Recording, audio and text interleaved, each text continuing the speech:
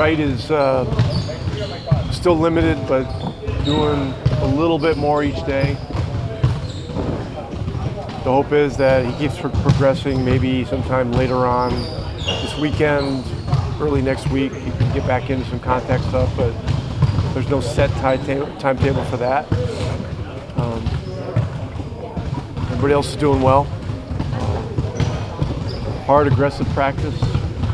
Again, same emphasis as yesterday. A lot of work on defense, and we're working on offense too, but the defense is the big priority. Rick, I know in the past you did some two-a-day workouts during training camp. What was the reason about not doing any this year? I don't think we did any last year either, or the year before. It just doesn't make sense for us. More teams are going to exclusively single practices for health reasons. I'm not gonna put Beret out there twice a day or Porzingis. It doesn't make any sense. And we just got to structure practices so we can get everything done that we need to get done in one session per day. And so far we're making good progress. On media day, you said Luka, his stats may fall, and he can still have a better season. Or I think that's essentially. I said what? You said that his stats could go down even as he has a better season. What are some areas he can improve in, even if? I don't know that. Yeah. What's your question? I guess are there areas? What areas, like besides counting stats, besides just scoring points, getting assists, getting rebounds, can he improve and be a better player in? That isn't going to show up in the box score. He's going to be better this year just because he's got a year under his belt. He had an amazing summer of preparation, which he didn't have last year. Last summer was really about rest for him, coming off of the multiple European championships and all the high frequency of games. Just having that year of experience under his belt is going to be a big plus. Also, I believe that the roster that we have here is got more depth than last year's. And so I think all those things will factor into him continuing to develop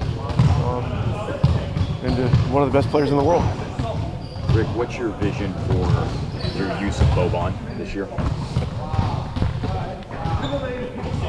Well, he's a terrific basketball player.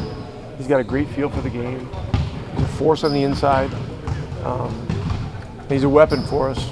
And I don't know exactly what the minutes are going to look like. I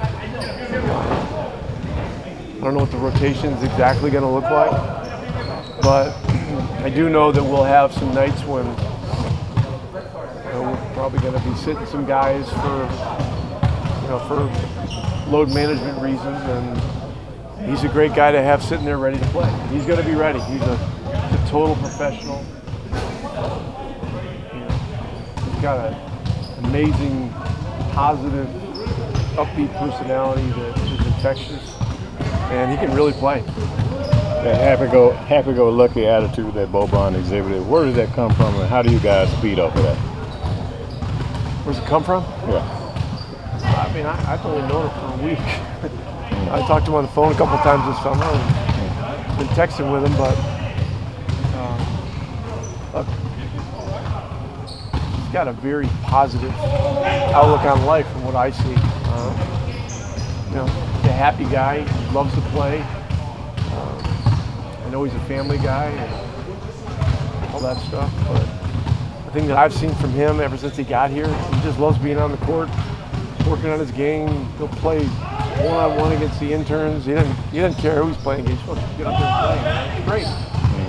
And if you put aside how good a player he is, he'd be a great guy to have around just because of his vibe and how enthusiastic he is about being a part of a team and trying to win. Talk about the extended three-point lines that one game. Put together your offense. Do you want learning how to shoot from there? I mean, are those I'm not going to talk about our reasons for doing that kind of stuff. It's private. You guys can take pictures of them if you want to, or there's pictures of everybody's practice facility in the whole league. But, you know, it doesn't take a lot of imagination to figure out why they're there. You know. And so it's been helpful. It's been helpful. what would you consider the sort of progress that you want to see out of some of the young guys like Jalen and Justin Jackson, maybe even Brokoff? I mean, those guys are young, but they don't play like they're young. They all play like veterans. The guys that are young, you know, are working through their young stuff. You know, just some of the learning that takes place, some of the mistakes that young guys make, and so we got to be patient with them and keep encouraging them. But you know, with Brunson's a veteran, I don't worry about him at all. He's gonna be ready when the bell goes off. Same thing with Jackson. Same thing with Brokoff. I mean, these guys are pros. You know, they're all from great programs in college, and you know, Brokoff's been, you know, he's been playing overseas for a while and stuff. But that's one of the things I like about this group is that there's an element of youth and an element of experience and an element of, you know, guys that really are committed to being team guys. You know, so it's a very good group. It's a very cool group. Coach, what are your thoughts about load management? Is it something that you just have to adapt to, or is it? What are your thoughts on that?